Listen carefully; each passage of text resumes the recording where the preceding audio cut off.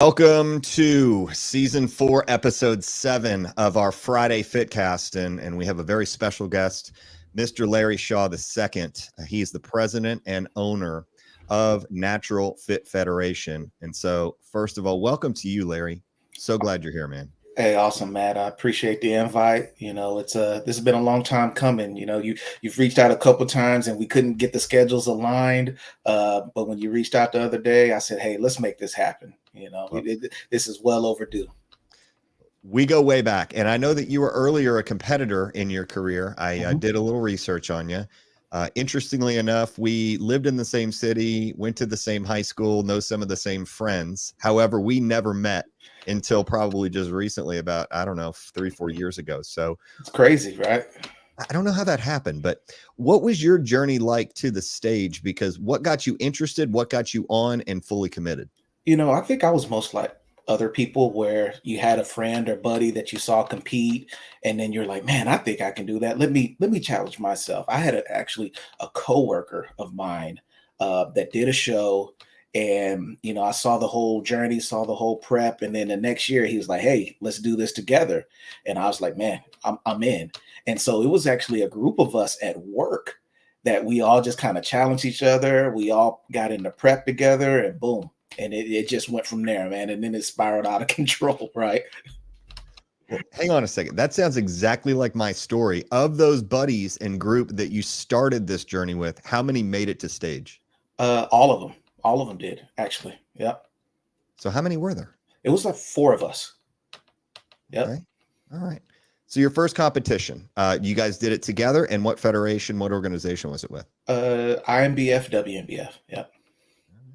And then after you did your first competition, did you know that you were hooked, Oh, I or did knew you it. take a little time off? I knew it. I had got the bug. I mean, immediately. So weird story, right? I had the first show and then went on vacation. And then that whole time during vacation, I was just like ready to get back, right?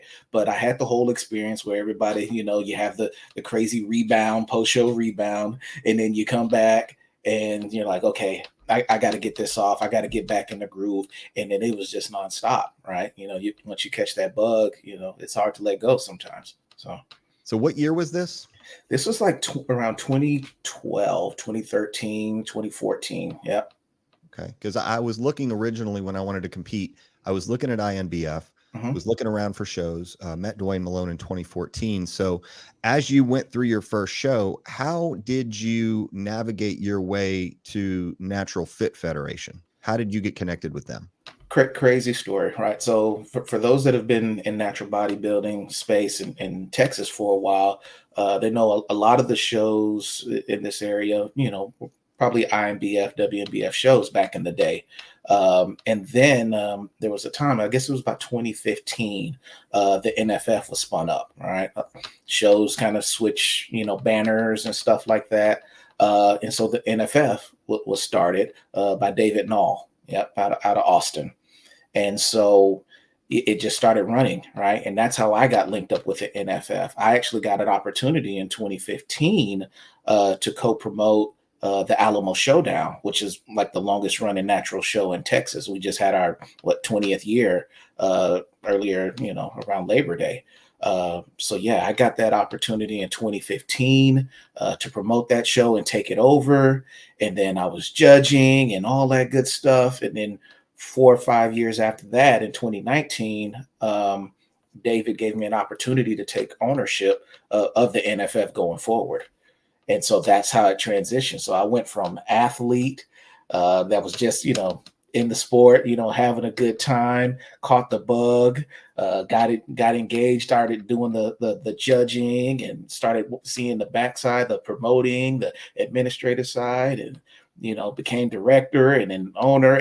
All of this was not planned, right? This just fell in my lap, to be completely honest. So it was a crazy story, been a whirlwind ride. And I love it, right? And so, the co-owner of NFF, Todd Tanner, he's out of Houston, all right? I actually did his show. He was the one that really got me into the business side of it. We were at a show, and I was talking to him, and I said, "Todd, I see some different angles here. what do you think about, me, getting involved with the Alamo show? He said, go for it.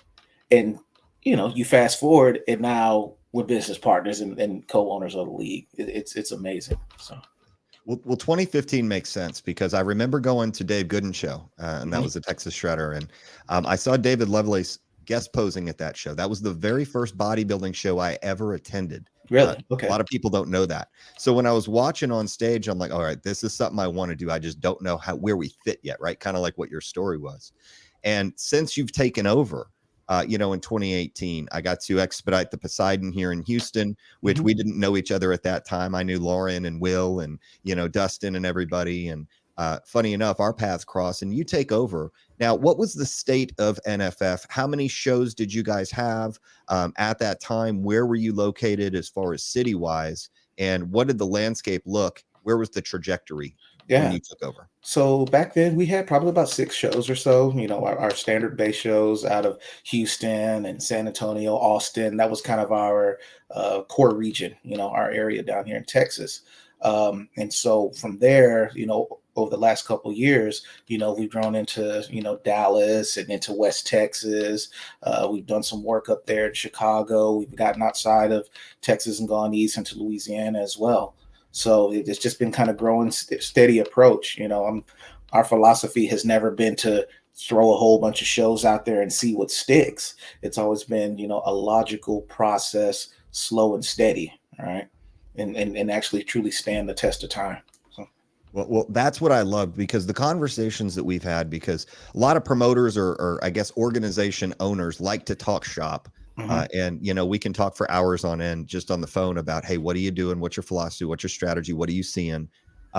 You didn't have Lubbock and you didn't have Chicago. You didn't Mhm. have Shreveport. You didn't really have those based in Texas Mhm. where your normal homegrown athletes were. Mhm. So what was really that one thing that branched you out into Lubbock or other parts of the country? So Lubbock specifically was a passion project for me. I'm a Texas Tech grad. All right. So that was an opportunity for me to go back to, my old college stomping grounds and give back to that community out there in West Texas. All right. That was that. The Chicago event, that was kind of another one of those, wasn't necessarily on our radar, but we had a promoter at the time, Corey Tibbs, that was interested. He came down, experienced one of our shows, really liked what we were doing, and he expressed interest. He said, "Hey, I want other people to experience the NFF brand and experience as well up where I'm at. You guys got a good thing going on." And I said, "Hey, let's make it happen." So this is just organic stuff that's happening. A lot of word of mouth. People see the product that we put out. They see the athlete experience, and they want to be a part of that, right? They want to share that with others. Same thing that's kind of happened in Louisiana as well. Well, if you're just joining us, I know Co-Mary just said I did 2 shows, so maybe you know who that is. So I have to go look at their Twitter account to see who that is because that's from Twitter. We're Mhm. live streaming right now on 5 different platforms. So if you do have a comment or a question for Larry, feel free and throw it in the comments. I'll be looking down occasionally and periodically to see if we can get that in and hopefully get you into the mix. But I think about the quality of athletes that you've gotten, and I know that usually natural shows are fairly small when it comes to newer organizations. You Mhm. have seemed to take a big leap, especially in numbers and quality. So you've pulled off a lot of things that we're going to talk about here in just a second. But when you think about really why competitors choose NFF, what do you think some of the main things that athletes keep coming back to you for? Because you have a great following. What do they look for and what do they like in the Natural Fit Federation?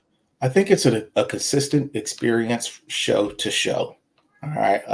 When I came in to bodybuilding a decade or so ago, you had some shows that were big, some were small. And so from an athlete, registering and getting ready to participate, you never knew what you were going to get. So one of my, principles is try to have a consistent experience show to show. I understand things come up in life and maybe you had a date set and you can't make that date, right? A college graduation or something, gets in the way. And so now you have to pick another date. But now people get concerned whether that's going to be a good show. I try to take all that off the table, right? whatever show that you pick from an NFF standpoint, you're going to get a good quality experience. All right. That's the intent. That's what we're striving for. Do we hit it every time? No, nobody's perfect, but that's what we're working towards. All right. That's what we're trying to put out there for the athletes. Yeah. Well, as far as what someone just asked is how many shows do you have in 2024? Where can I find the information? Yeah. If you look at the bottom of the ticker, what you're going to find is you're going to find a couple different ways to find Larry.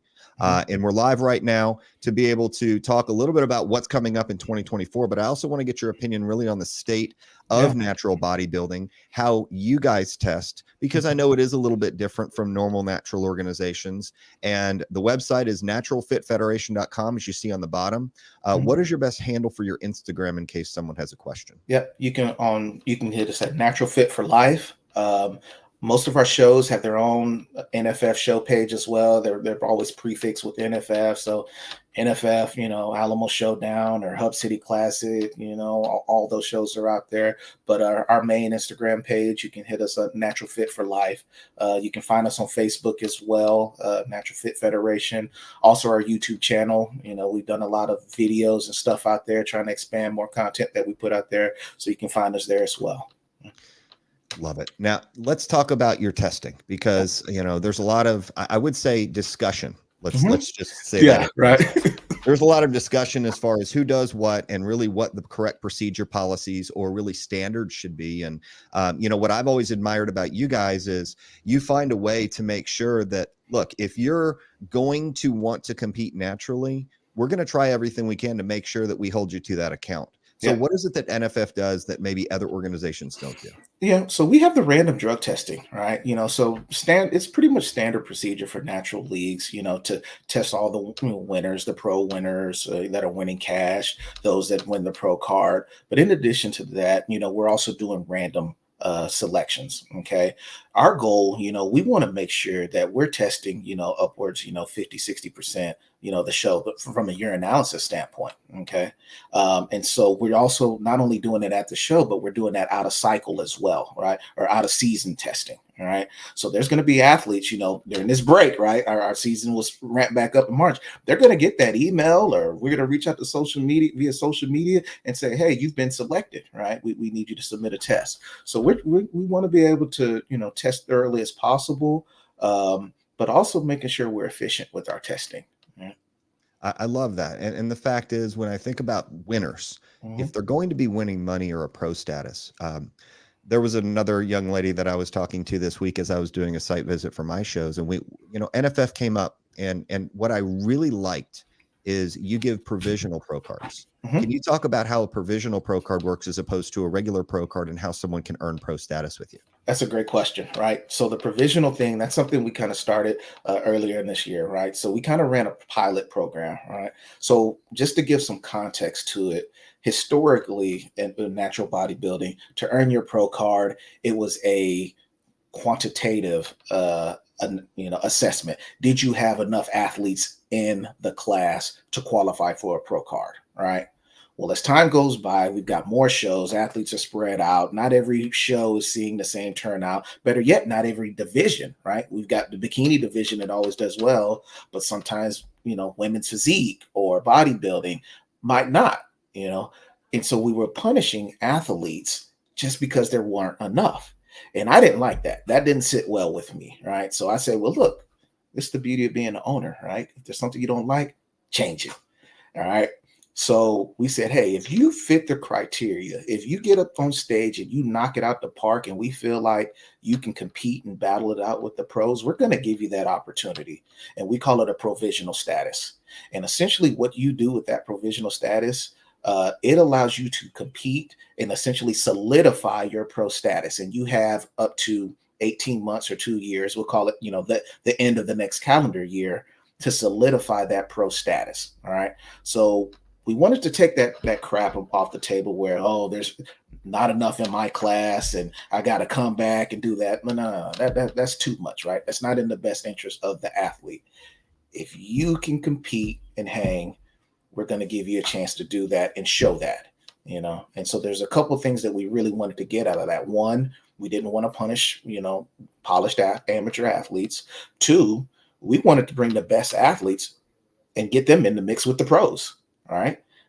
Pros, sometimes shy away from the competition. Some of them do want it, but pros really want to compete. Well, hey, let's bring back that competitive spirit as well. All right. So that's really what we're doing there.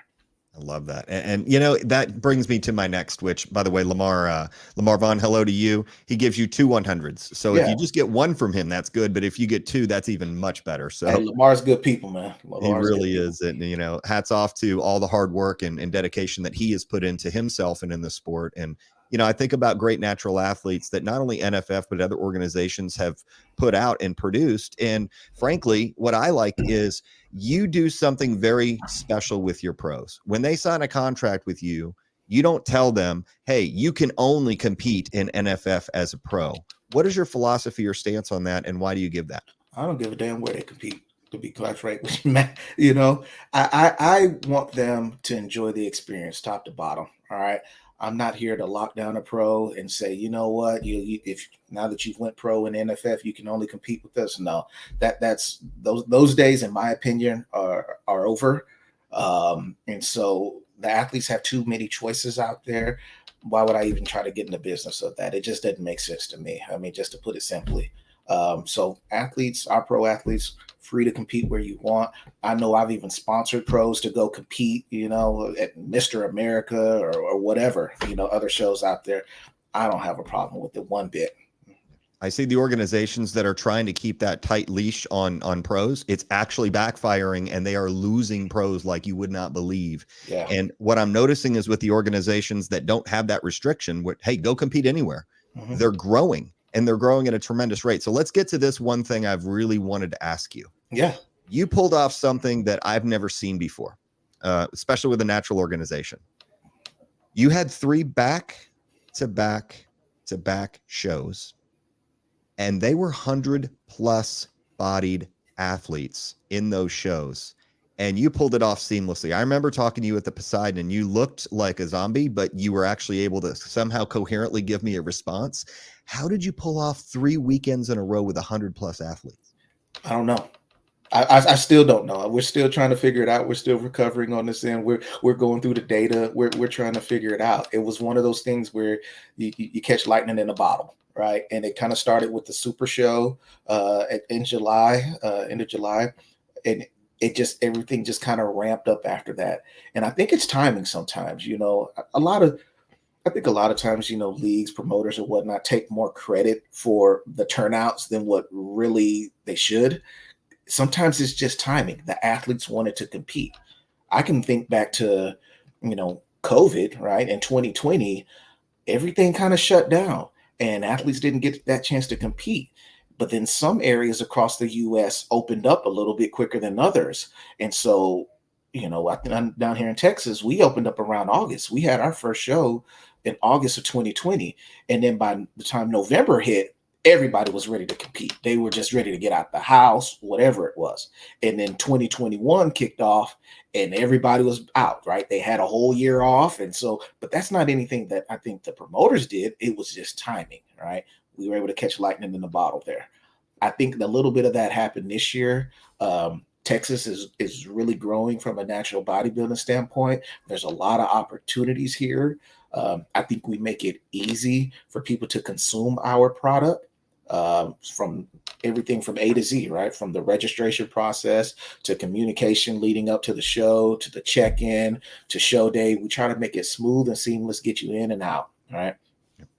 And for those of you joining us, I just saw Tracy Teitelbaum just joined us from Phoenix. He is a 50-year-plus competitor. And he says, not all promoters think your way. And I've been competing for 50 years. I love your way of thinking. Nobody owns anybody. Tracy has competed twice with me, and he's in the Natural Bodybuilding Hall of Fame. And these are compliments that people don't take lightly. And Larry, you've done a lot of things, I think, right. We all try to criticize our own decisions and mistakes that we make and say, okay, I didn't do this right. I didn't do that right. I don't know if it was timing. I think it has a lot to do with your organization, and know that those shows are predictable. You're giving money. You're giving athletes things that they have wanted and asked for. And, when I go to a show, I've been to 2 of your shows last year. I knew how they were going to run. Who's going to be the expediter. Your judging panel is always rock solid. And, you know, you have everything, just you make it look so easy. So that's not easy to do. And Chiquita even said this too, by the way. I have to get some of these comments in because now they're really coming in. I see Isaac and Chiquita's. Thanks for explaining what the provisional pro card and how the process works is. You know, I think some people are afraid of, well, once I turn pro, what happens then? And I've always noticed in your shows, especially the ones that I'm going to show you here in just a second, you know, you have opportunities for pros to compete. So, and you have that with other organizations too. So what is it about, I would say, your incentives that you give for pros? Because I stole this idea off of you. When you did the Tournament of Champions and you put a bracket up, I'm curious how that went. And if you can explain that. You know, so I was actually in Lubbock. We were doing a workshop and they had boxing out there, right? They were doing a youth national championship in boxing. And so I'm at the hotel in the lobby talking to this guy, and we're just talking about our sports, boxing and bodybuilding. And then he was talking about different things that he's doing within his sport to kind of revolutionize and change the sport. And it got me thinking, you know, so in the airport on the way back, I'm thinking, and I'm like, you know what? I'm a big basketball fan, right? And so March Madness was coming up, tournament style. And then, you know, pros were talking about, oh, I want to match up with this pro. All of those thoughts collided at once. And I said, okay, well, how can we find a way to give those pros a chance to get that head-to-head matchup in a format that's a little bit different? Every sport has that one-on-one format. You can play ones in basketball. You can play match play in golf. You know, you've got all of these different formats, but we didn't have that really in bodybuilding. So I said, what is that? And then we sat down with the brain trust. We put some ideas on paper, fleshed out the rules, and came up with the Tournament of Champions format, right? But like I said, to get there, we had some things put in place, right? We offered and spun up our pro rewards program, right? Because it was like, how do you do the seeding for something like that? Is it random? You just pull numbers out of a hat, or what do you do? But we said, okay, well, let's dovetail off of our pro rewards program, right? So the more you compete, the more you are rewarded, and it can have some, you know, positive impact down the road, better seating in shows, bigger payouts, all those type of things. So that's where these things kind of come from, just a way to do something different. As an owner, I put it on myself to not necessarily do exactly what has been done. I want a different product out there, right? So you'll probably see me try a bunch of different things. Some are going to fail. Some are going to, you know, grow legs and keep moving. But we're always going to think outside the box and try some new stuff. You have a whole flurry of comments now, and I love that. No, so what some of you don't realize is we had our inaugural summer show here in League City, and we use the same venue that NFF used to use for their Poseidon Classic.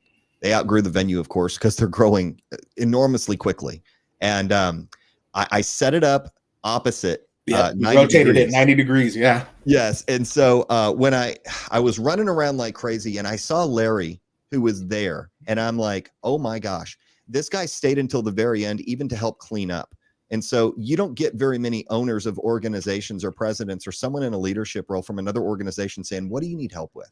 And so that's one of the reasons why I've always respected you tremendously, not only for the things that you're willing to put into your own organization, but also willing to support others. And that meant the world. And I have to say this because Isaac said it about you. It spoils us because it lets you tell some of the other orgs that don't run a smooth show. When you run a smooth show, and I know Isaac has had very large numbers when he was running shows, and I think huge numbers. Yeah, I think that was the largest show in the organization, if I'm not mistaken, at the time. Correct? Yeah, I think that year that was the largest show that year. I think it's the second largest that we've had, you know, since in our existence. But yeah, we were up there on numbers on that one. Yep. And the other comment that Tracy said was the smarter athletes in all organizations. I still didn't realize which promoters are very sincere, and I've learned that. And he goes, I realize which ones are. And you really can't fake sincerity. A lot of times, you know, when people say they're athletes first or for athletes, are they really putting where their money where their mouth is? And, you know, with the standings that you kind of did, I remember Tyson, and I remember Eric Murphy, and I remember all of the physique guys were just going head to head and battled.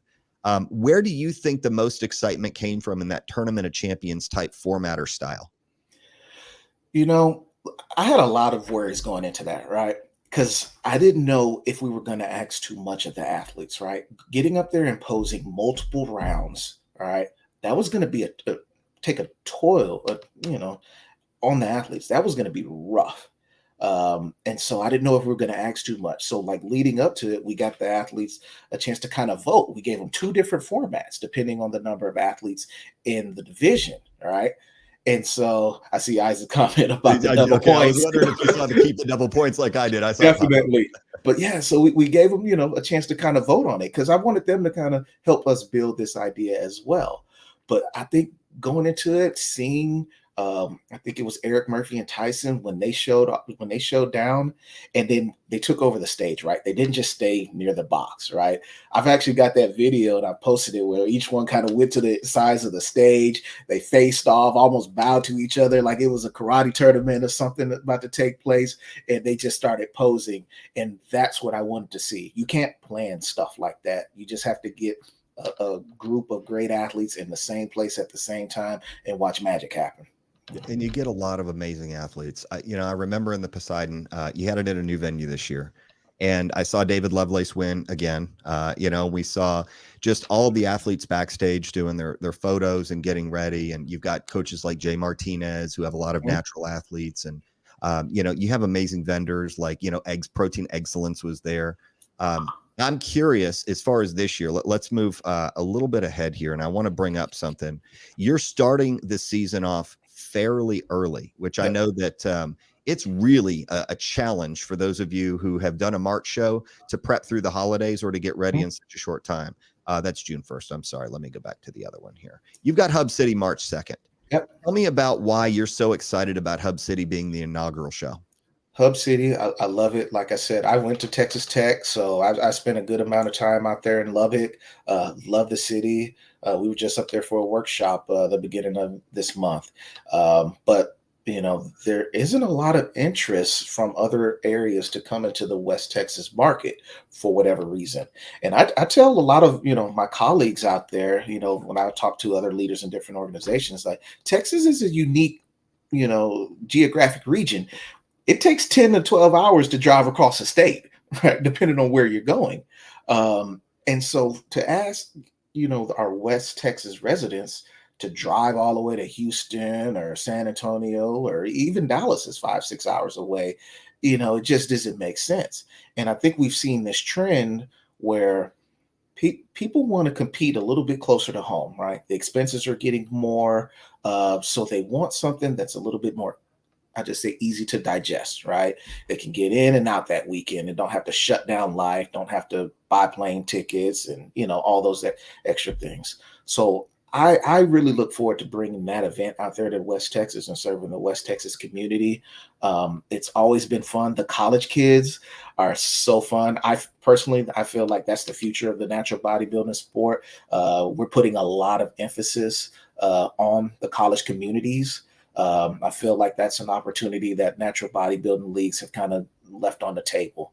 And that's a whole nother conversation. But, we've got to start young. We've got to get the exposure to natural bodybuilding to the individuals at a young age so they know there are choices out there. And so us bringing the event out there to West Texas, putting it right there next to Texas Tech University, we love it. Well, I've also had part 2 of this conversation with one of your head judges that just came up this week. Mm-hmm. She mentioned something that I thought is really worth mentioning, because when you take over an organization, it can go one way or another or stay the same. Most of the time, it's never going to stay the same because you're either going up or down. And what she said very specifically that really stood out to me was when NFF, the leadership changed to you, there were people that came out of the woodworks from everywhere. It wasn't the same faces early on because you were able to attract a new and fresh group. And I think, vision wise, being a visionary, you're looking at college type towns like Lubbock that are going to be the future of NFF that come out that, number one, it's great for young people. That's why I have Kids Fitness. And that's why you go to, Lubbock. It's not only a home for you, but also, where the future is going to be. And we look at this as far as coming up, you have your April show, and that's going to be in Stafford. Was this one of the first shows that really kind of set the tone for NFF? I remember Physique Showdown being around forever. How Yeah. long has this show been going on? That show's been going on, I want to say, since 2012. So I think they're somewhere around their 14th year, 12th or 14th year, somewhere around there.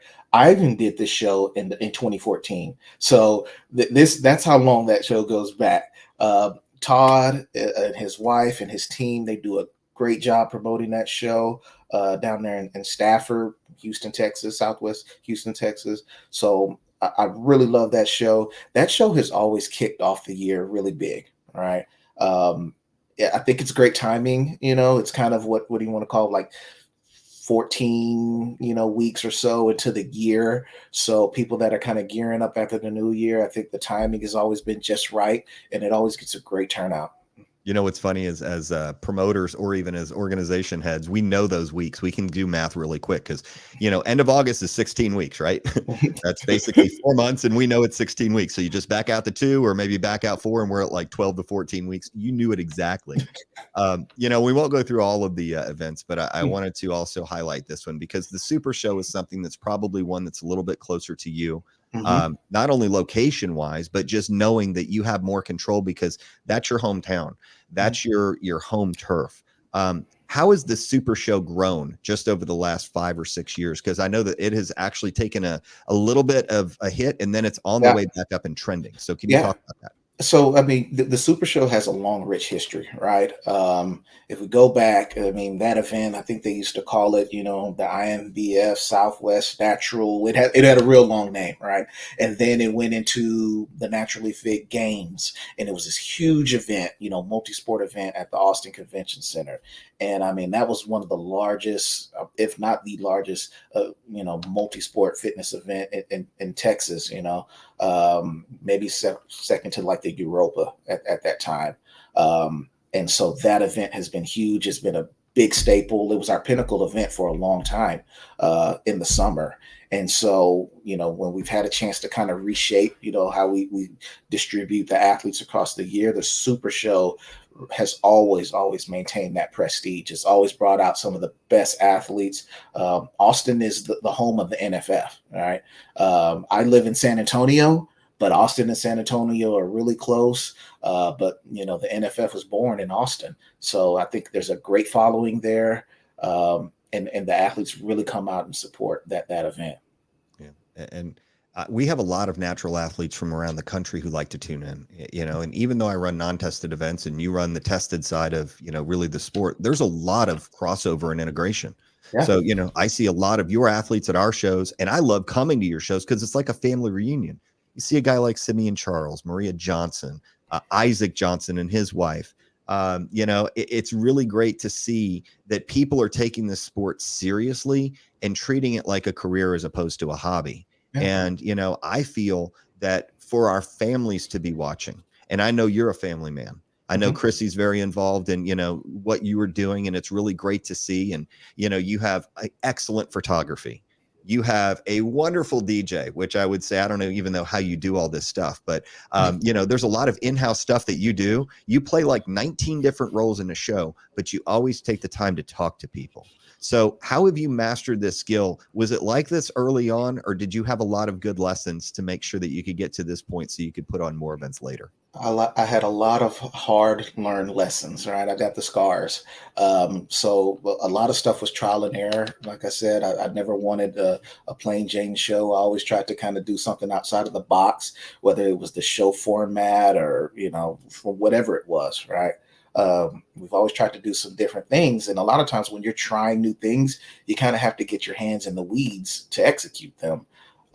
So that's why I kind of play a lot of different roles at the show. I mean, I don't think most shows, that people come to, they see this guy just kind of running around. Maybe he's doing music. Maybe he's doing stuff with cameras. Chrissy's always on the cameras doing stuff, doing the drug testing, whatever it might be. I'll hand out some medals. I like to expedite, occasionally. Those are things that's fun to me. So I just like to do a lot of different things at the show to kind of just keep it rolling. But I don't ever try to wear an owner hat. I'm always just trying to be one that's just contributing and having fun on show day. So. Oh man. If I could tell you that you just said exactly what I love to do too, because I came from an expediting background and I always like to jump on my own stage and like, get off. You're paying me, Yep. you got to go do other stuff. But you sold out a show that I was at, and I don't know how I snuck in, but man, I got a ticket somehow. How are you selling out venues now? Because very few of these shows, and here's what I'll say is a huge compliment to you. There's a ratio that you typically get, when you put on Yeah. a show and have maybe 80 athletes, you're probably going to get about 240 tickets in the audience, roughly. And you got like not a 3-to-1, but you got like 8 or 10-to-1. Yeah. What's your secret? I can't tell you that. There's too many people watching to tell you that. But Just honestly, between you and me, nobody's watching. They all got off. no, honestly though, we just try to be personable, right? We reach out to the athletes, and make sure that people have access to us. So if there's questions, we get the questions. Hey, how do I buy tickets? My family wants to come, that type of stuff. Via email or social media. We just try to be accessible, and I think that helps, right? When you're inviting, from the jump, from the moment they register to check in. Like there's athletes that have never competed, but I try to know everybody's name. If you see me at check-in, I try to know you on a first name basis. All right. And just try to make you feel as comfortable as possible. And I think that goes a long ways, for people just wanting to take part in the experience. Personal customer service. I remember when I was there early. I was like 2 hours early, and Savannah was like saving a seat. Chrissy's like, "We've got a whole family.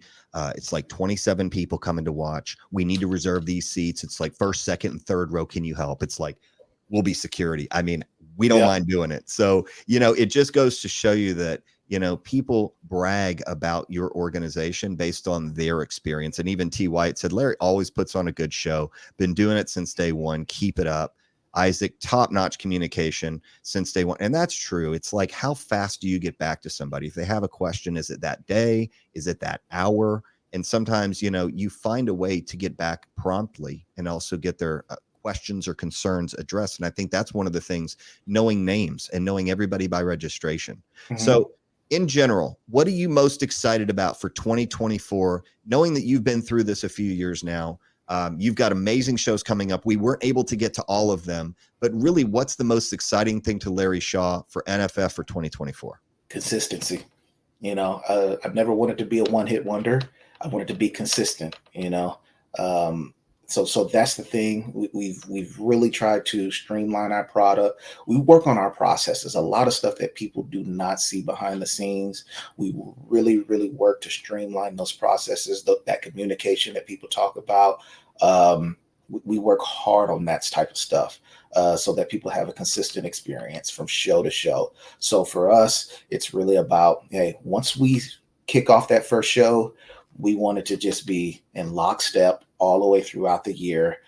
We do have 2 additional shows that I have not announced yet. They're not even out there. I'm keeping them in my back pocket, right? I always got to have something, to kind of drop a bomb. So we've got 2 more shows out there that aren't on the calendar yet. I'm actually really, really looking forward to those. As we're going to fit those into the calendar. But towards the end of the year, we're going to have our first NFF championships. All right.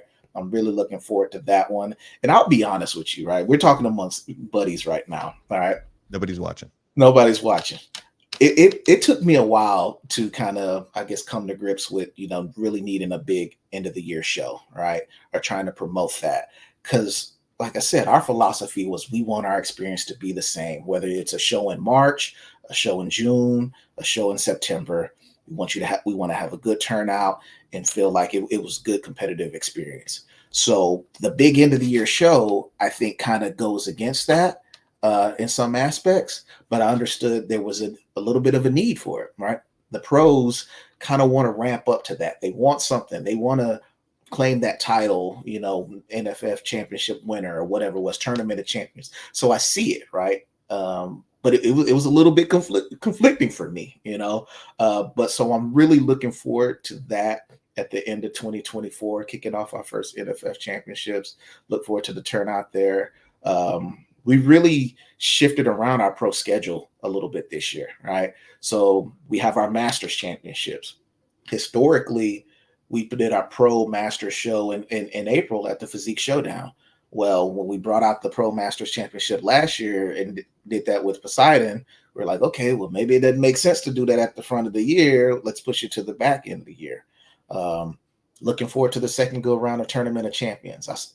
I heard a lot of chatter. There were people that were interested in doing it, but they want to see how the format went, right? They were just on the fence. But I think kind of seeing it now, people see where we're going with it. You know, it's going to pick up a little bit, right? Well, you know, I have the schedule in front of me. March 2nd, NFF Hub City Classic in Lubbock. April 20th, NFF Physique Showdown in Houston. By the way, I can't even see our screen right now.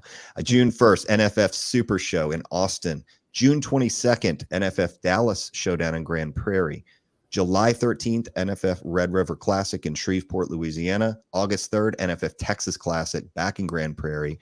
August 31st, NFF Alamo Showdown in your Tournament of Champions in San Antonio. October 5th, your Poseidon in Houston. And then November 9th, your NFF Championships. Now, Isaac said, talk about the November 9th show. Is that what you were kind of getting at to say that's going to be your culmination and that's going to be your Super Bowl, your World Series, or your NBA Finals? That is our NBA Finals right there, the NFF Championships. So we're really looking forward to that one. You know, bigger payouts. So really, from a strategic standpoint, you know, what we've laid out a pathway for the pros, the NFF pros, and I'm not sure all of them are kind of picking up on I guess I'll call it the little breadcrumb trail that we're leaving, but the pros should be amassing those pro reward points year over year over year, because they help you get that multiplier, right? And when I say multiplier, we're talking about a multiplier on your pro payout, right? So we have that pro reward system where, okay, if you got X amount of points, you can get 1.5 times. We have some pros that just got into the 2X, right? Mario Hill just got up there. We've got a couple others. Stacy Williams, I believe she's up there as well, where you're getting 2X times whatever the pro payout is listed. So you've got a full year to kind of compete, pick your shows wisely a little bit, earn some pro rewards points. We're doing double rewards points at the Tournament of Champions. I know Isaac kind of mentioned that on here. Keep those double points. Hey, that's a hard show. If you win that, you deserve extra. That's not just a regular win, right? So with all that leading up to the NFF Championships, right? Well, I must say, time flies on here, and It does. And Isaac is clapping for you and giving you all things. So Isaac said Jacqueline's close. There we go. Or Jocelyn, I'm sorry. No, Jacqueline. Yeah. See, I don't have my glasses on. Like, I've got my readers. But all that being said, most people who already know about NFF are part of the family. Mm-hmm. Most people who are watching who have never been to an event or haven't participated yet, my encouragement is you need to follow this guy. You need to ask him how you can get involved, whether it be on stage, whether it be this is your first time, whether it be you're a natural pro and you hold a pro card somewhere else. Because, you know, when we think about double points, I think about reward miles from my like Southwest card or my United card, right? And it only makes sense because you're keeping athletes involved consistently, not just for a one-time thing, but they love to be a part of it throughout the year, and year to year they're building and they're growing their exposure through you. So how can people follow you? I know that, you know, we mentioned that at the beginning of the show, and I want to make sure people have the opportunity, if they want to get in touch with you, how to get in touch with you and what's the best way. Absolutely. So if you're just looking for quick communication, you can find us on Instagram, Natural Fit for Life, that IG handle. Typically it's me or my wife, you know, kind of manning, you know, that behind the scenes and responding to any questions. You can always feel free to email us at info@naturalfitfederation.com. We try to get to those emails as quick as possible. It is holiday season. We're trying to have a little bit of downtime, but we're never too far away from you know, our communication devices, right? So feel free to reach out if you guys have any questions. We try to treat everybody like family. It's that simple. Love it. Well, Larry, such a pleasure, and really appreciate your time, and so glad we got to do this at least a little bit, I guess, before 2024. And I'm hoping that you have a great holidays with your family. Too, Matt. And Larry of NFF, you knocked this thing out of the park. It's a grand slam. So thank you so much for the time, and we look forward to getting back maybe for part 2 of this. You okay with that? Definitely. It's long overdue, man. You have a good one, Matt. You as well. Well, guys, Larry Shaw with the NFF just gave you the rundown on how to get involved with him. And we look forward to seeing all of you on our next show. We will start next year with season 4, episode 8 right back on the Friday Fitcast. Until then, have a great weekend. We'll talk soon.